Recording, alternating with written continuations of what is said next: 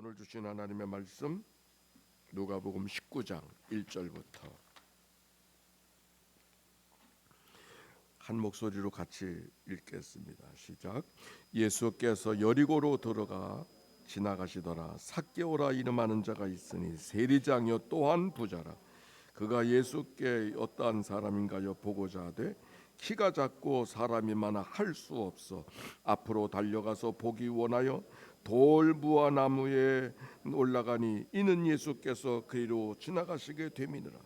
예수께서 그곳에 이르사 쳐다보시고 이르시되 삭개오야 속히 내려오라 내가 오늘 네 집에 유하여야 하겠다 하시니 급히 내려와 즐거워하여 영접하거늘 예수께서 이르시되 오늘 구원이 이 집에 이르렀으니 이 사람도 아브라함의 자손이로다. 인자가 온 것은 잃어버린 자를 찾아.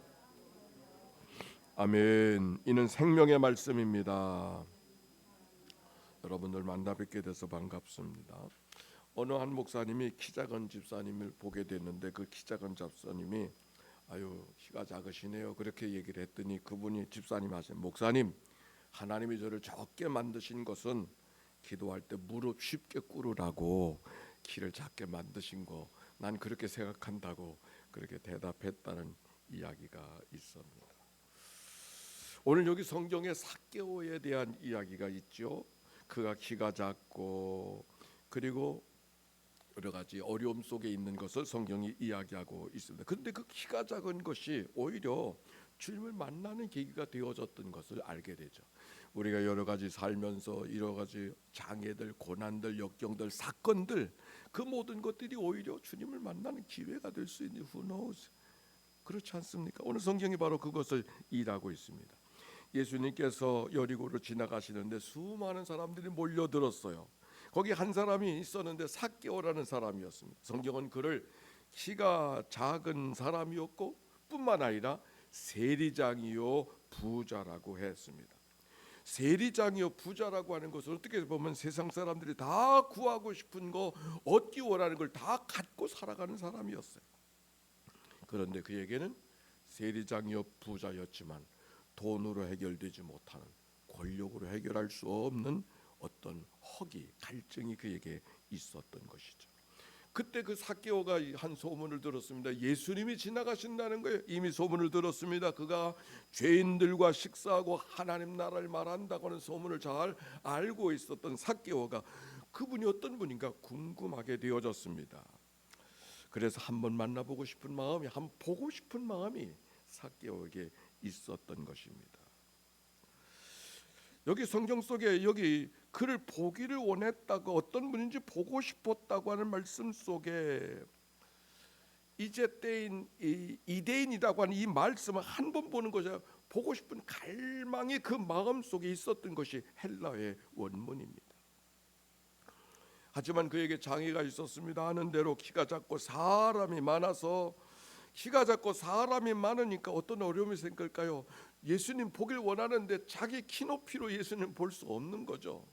현실적인 어려움이 있었던 것입니다. 더군다나 세리장은 당시에도 체면을 지켜야 되는 그런 신분이었던 것이 틀림이 없습니다. 그는 포기하지 아니하고 뛰어가서 돌 무화과 나무에 올라갔다고 했습니다. 옛날 성경에는 뽕나무라 그랬죠. 근데 요즘 성경에는 돌 무화과 나무. 보고자 하는 갈망이 체면을 무릅쓰게 만들었던 것입니다. 예수님이 그 길을 마침 지나가시다가 나무 아래서 올려다보시면서 삭개오에게 주목하게 되었습니다. 성경에 보니까 5절 말씀 같이 읽어볼까요? 시작. 예수께서 그곳에 이르러 쳐다보시고 이르시되 삭개오야 속히 내려오라 내가 오늘 네 집에 유하여야 하겠다 하시니 여기 올라간 삭개오를 쳐다보고 계신 예수님이 그를 이름으로 불러주셨다. 삭개오야 속히 내려오라. 많은 사람들이 거기 있었지만 그 가운데 삭개오 한 사람을 부르신다고 하는 이야기 속에 주님이 나를 어떻게 만나 주실까를 엿볼 수 있는 말씀이죠. 삭개오에게 예수님께서 말씀하십니다. 내가 너의 집에 머물겠노라. 오늘 내 집에 내가 머물러야 되겠다. 여기 내 집에 머물러야 되겠다는 말씀 속에서 헬라의 원문 데이라고 하는 말은 반드시 머무르겠다고 하는 의미가 담겨져 있는 뜻입니다. 지나가는 단순한 방문이 아니라 뭔가 하나님이 계획한 사건을 이루기를 원하시는 주님의 마음이 이 단어 속에 담겨져 있는 거예요. 삭개오가 이게 웬일인가 싶어서 급히 내려와서 예수님을 맞이하게 되었습니다. 기쁨으로 맞이하게 됐습니다. 사람들이 수군거립니다. 저가 죄인의 집에 들어가셨대. 예수님을 자기 집으로 모신 삭개오가 고백하는 이야기가 성경 8절에 기록이 되어져 있습니다. 같이 봅시다. 시작. 삭개오가 서서 주께 여짜오되 주여 보시옵소서, 내 소유의 절반을 가난한 사람들에게 주겠사오며 만일 누구의 것을 속여 빼앗은 일이 있으면 네 갑절이나 갚겠나이다. 이 말씀 속에 회개가 무엇인가를 드러내고 있습니다.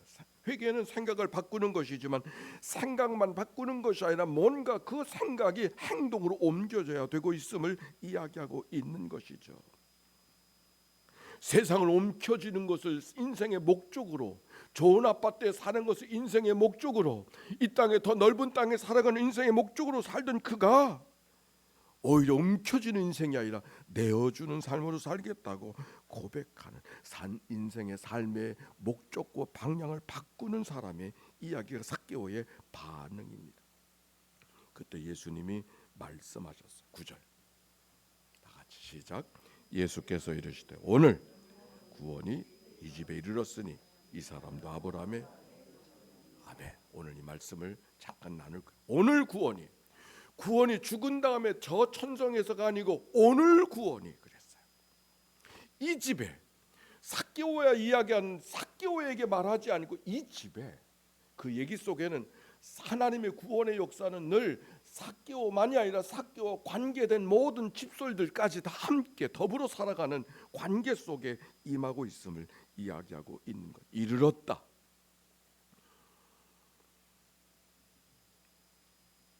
이 이르렀다고 하는 말, 게고넨이라고 하는 이 말씀 속에는 이룰 것이다 라고 하는 말, 이미 이루어졌음을, 도착했음을 이야기하는 완료적을 사용하고 있어요. 예수님이 그 집에 머무르는 순간 삭개오의 구원이 이미 이루어졌음을 오늘 성경이 이야기하고 있는 거예요. 그리고 이 사람도 아브라함의 자손이로다. 삭개오라는 말 뜻이 사실은 히브리적 삭개오의 말 뜻은 어떤 뜻을 갖고 있냐면 의로운 자, 깨끗한 자라는 의미가 삭개오의 말이에요. 정말 자기가 하는 일은 세상에 손가락질 받는 일을 하고 있었을지 모르지만 하나님이 그에게 본래 지어주신 이름은 의로운 사람, 깨끗한 사람. 오늘 성경은 그를 본래 이름으로 다시 살도록 회복하시는 역사가 오늘 숨겨져 있는 하나님의 구원의 역사인 것을 이야기하고 있는 거죠.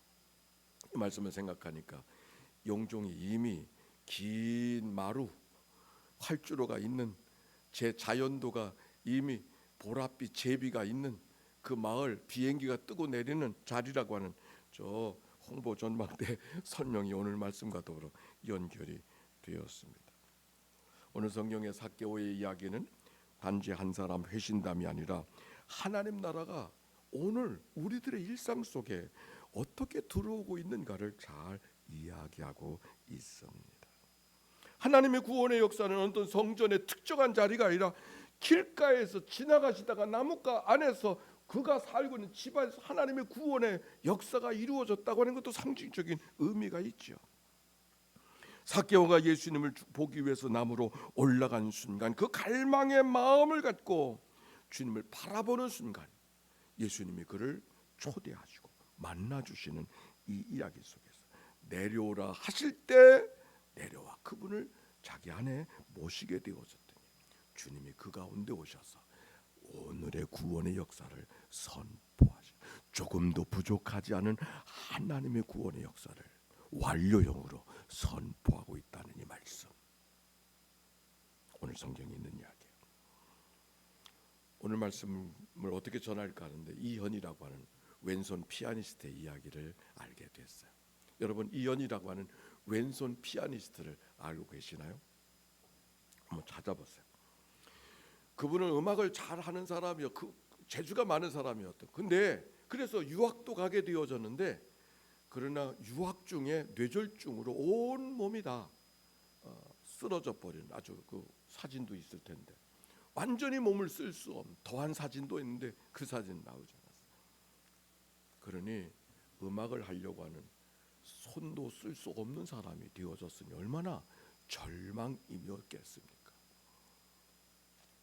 그러나 그를 위해서 기도하던 어머니가 계셨고, 그를 위해서 희망을 주었던 선생님이 그 옆에 계셨습니다. 그 선생님 경희대학을 선생님이 아마 그 개인 교습을 해주던 분이었던, 그분이 병실에 찾아와서, 현아, 왼손만으로 칠 수 있는 곡이 1000곡도 넘어. 해보지 않을래? 뇌의 60%를 드러내서 자기 몸을 다시 소생할 거라는 생각도 못했던, 그러나 왼쪽이 오른쪽보다 나아서 오른쪽은 완전히 쓰지 못하고 왼쪽을 겨우 쓸 수 있는 그에게 왼손만으로도 내가 할 수 있는 일이 있어. 그는 다시 꿈을 갖게 되어졌고 10년의 세월을 견딘 후에 그는 왼손으로 연주를 시작하기 할 수 있는 그런 위치에 담았게 되었습니다. 그가 이야기한 연주자의 인생을 살리고 음악 교육자의 삶을 살겠다고 유학까지 가서 살았던 그 꿈이 뇌절적으로 쓰러지는 순간, 이제 다 연주자라는 말, 피아노라는 말만 들으면 벌써 슬픔으로 다가오고 절망으로 다가왔던 그에게 내 인생은 끝났다고 하는 그 생각이, 내 인생은 끝났다는 생각이 얼마나 교만한 생각이었던가 하는 것을 깨달은 첫 번째 생각이었다고. 해석을 해보니까 하나님은 나를 위해서 기대하고 계시는데 내가 하나님과 상관하지 않고 내 인생은 끝났어. 그 끝났다는 생각 자체가 하나님 앞에 얼마나 큰 교만인가 하는 그 생각을 그가 그의 글 속에 담고 있었습니다. 그는 20여 년, 지금 54살이더라고요. 최근에 책을 하나, 음반도 발매하고 최근에 책을 또 하나 써서 이렇게 해서 클로즈업이 되게 스포트라이트를 받게 되어졌는데, 그분이 얘기합니다. 지금도 두 손으로 연주하고 싶다고.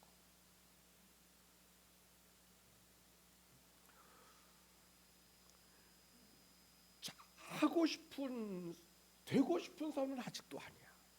그러나 남겨진 왼손의 연주는 그 어떤 사람의 연주보다도 더 감동이 있고 더 귀하고 더 특별함으로 다가왔던 이 사람의 이야기는 오늘 구원의 역사를, 무엇을 이야기할까? 아직도 천당도 못 가는데 저 가야 될 세상도 있는데 오늘 여기 완전한 구원을 이루었다고 말씀하시는 주님의 말씀의 의미가 잘 이해가 안 되잖아요.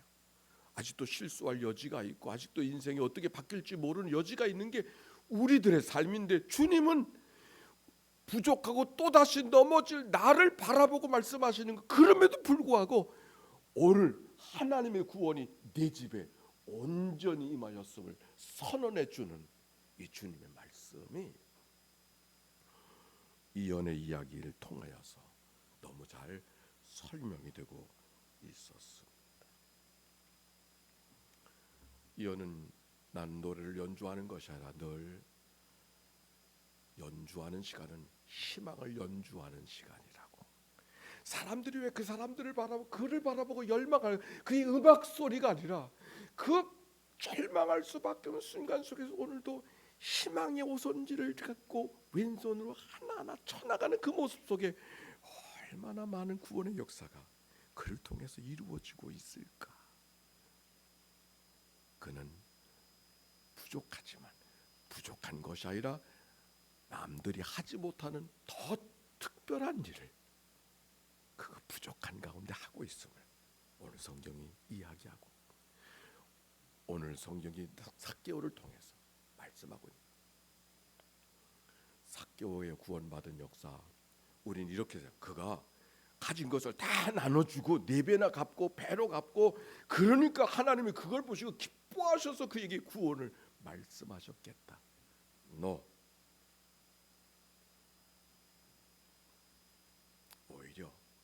하나님의 구원의 역사는 그가 무엇을 했기 때문이 아니라 진심으로 주님 앞에 돌아섰던 그 마음을 하나님의 은혜로 100% 덮어주심으로 그가 오늘의 구원을 경험하고 하나님의 구원의 역사 속에 쓰임받는 한 사람이 된 것을 오늘 성경을 통하여 발견합니다. 또 한 주간이 시작됩니다. 얼마나 많은 부족이, 얼마나 많은 연약함이, 얼마나 많은 부끄러움이 우리의 삶 속에 있을까요? 그러나 그럼에도 불구하고 주님 앞에 돌아온 자에게 100% 은혜로 덮어주신 그 은혜의 100%가 조금도 부족하지 않은 구원의 역사를 누리며 살아가는 인생으로 우리의 삶을 이끌어 주실 줄로 믿습니다. 그 은혜가 11월을 맞이하는 우리의 감사의 마음이 되기를 원하고 그 은혜로 또 한 주간을 승리롭게 살아가는 모두가 되시기를 주의 이름으로 축원합니다.